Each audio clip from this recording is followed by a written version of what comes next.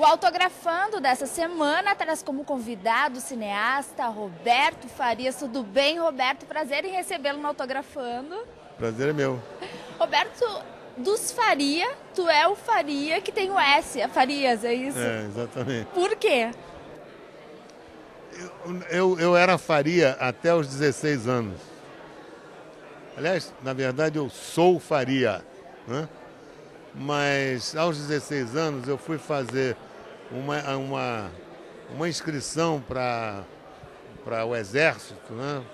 Que é obrigado a fazer e tal, uma espécie de alistamento, e precisava de uma nova certidão de idade. Quando eu fui pedir a nova certidão, o notário lá, do cartório, ele disse: mas você não é Farias, Faria, você é Farias. Eu digo: como que eu sou Farias? Meu pai não é Faria, minha mãe é Faria, meu avô é Faria, todo mundo é Faria na minha família, eu vou ser Farias? Não, você é Farias. Olha aqui, ó. Você foi registrado com um S. Deixa eu ver. Eu digo: mas isso não é um S, isso é um A com a perna comprida. Eu disse: não, é um S. E para você tirar esse S, você tem que fazer uma requisição para o juiz. Eu digo: bota Farias. E o que acontece é o seguinte: eu tenho vamos dizer, uma linha Farias, né? Porque meus filhos são Farias, meus netos são Farias, enfim, mudou tudo. Roberto tem uma grandiosa trajetória dentro do cinema. Tu também levou a tua família para dentro do cinema. Como que começou essa história? Eu sei que quando tu era criança lá, com 8 anos, tu tinha uma caixinha de sapato lá que tu já fazia o teu cinema, não é isso? Na verdade, eu comecei a me interessar por cinema no colo da minha mãe, entendeu? Quer dizer, ela me levava ao cinema de mamadeira ainda. E eu me lembro de ficar aceso dentro do cinema, vendo imagens que estão antigas recordações, assim, esparsas, né, de imagens de um trem cheio de soldados, de aviões fazendo bombardeio, então, e mulheres dançando cancan. Então, essa atração pelo cinema vem de muito, muito cedo. E eu me lembro de crescer, a minha referência de estar crescendo é dentro do cinema. Porque antes eu era no colo de mamadeira, depois sentado no colo da minha mãe já querendo ver, depois sentado no braço da cadeira porque eu pesava no colo dela, depois ocupando uma cadeira sozinho. Então, quer dizer, eu me lembro dessa evolução. Mas é verdade, aos 8 anos, tinha um colega lá, um vizinho, que tinha, não sei como, rolos de filme em casa. Devia ser parente de algum projecionista, de algum cinema. E eu comprava dele a 40 centavos cada metro. E brincava com aquilo, fazia uma caixinha de sapato com uma lente, subia em cima da mesa da cozinha, metia a lâmpada dentro para projetar lá na parede, entendeu? E depois eu me interessei por fotografia, já mais tarde minha mãe me deu uma câmera. Até que um dia eu já estava no segundo grau, fazendo o segundo grau, que naquela época se chamava científico, e sentou do meu lado um irmão do Watson Macedo, que era o grande diretor da Chanchada da Atlântida. Chamava Dixon Macedo. Através do Dixon eu conheci o Watson, através do Watson conheci o Anselmo Duarte, a Eliana, o Edgar Brasil e o Elinor Azevedo, enfim, a turma da Atlântida que ia a Friburgo, num hotel da família Macedo, para escrever roteiros. E eu comecei a ficar ali e aí eu acabei, quero trabalhar nisso. Peraí, mas você é muito garoto, estuda primeiro. Aí quando eu acabei o meu segundo grau, eu fui para o Rio para tentar fazer arquitetura. De mentirinha, porque eu queria mesmo era ir lá, chatear o pessoal para fazer cinema.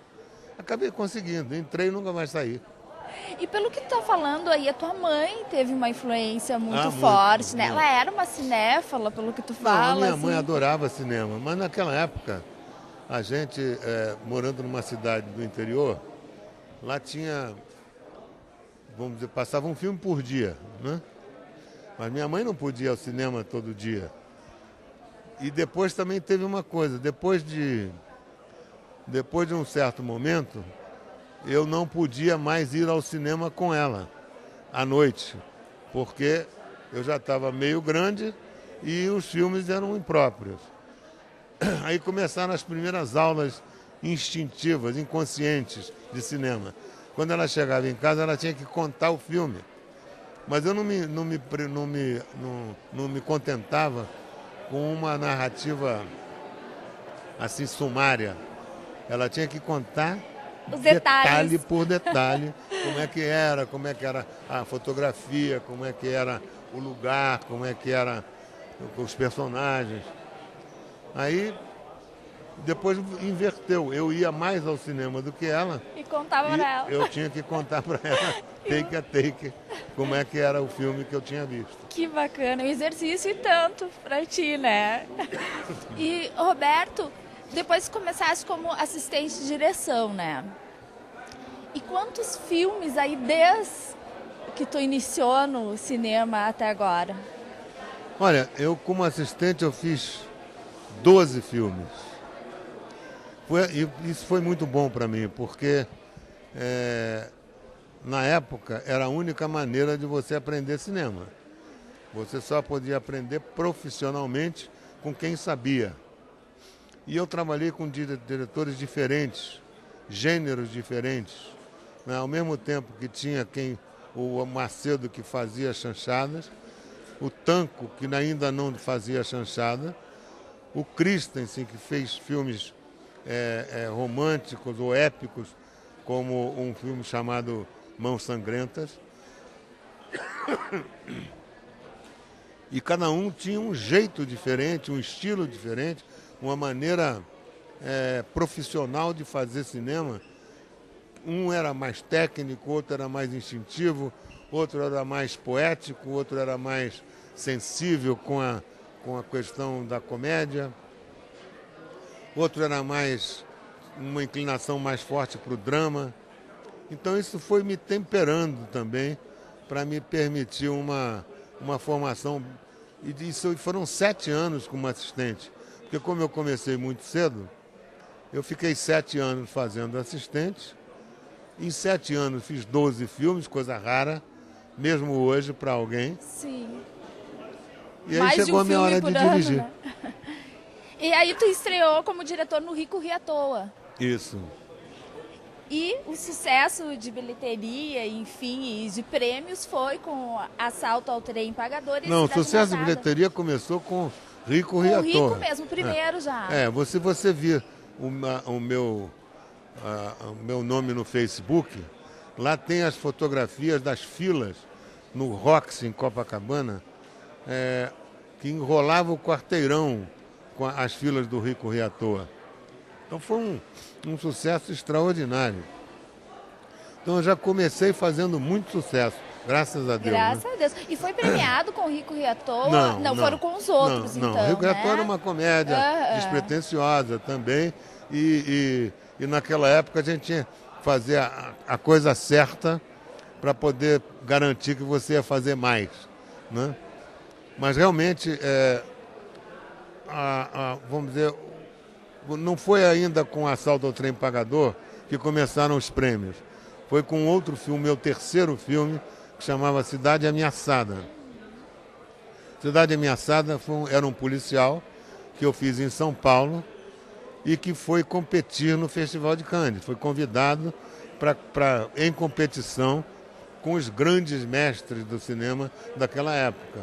Né? Tinha Bergman, Jules Dassin, Antonioni, Saura,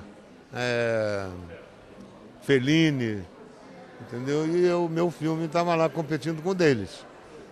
E depois desse filme ainda fiz mais um, e só depois é que eu fiz o Assalto ao Trem Pagador. O Cidade Ameaçada ganhou vários prêmios no Brasil. Em São Paulo, no interior de São Paulo, governo do estado,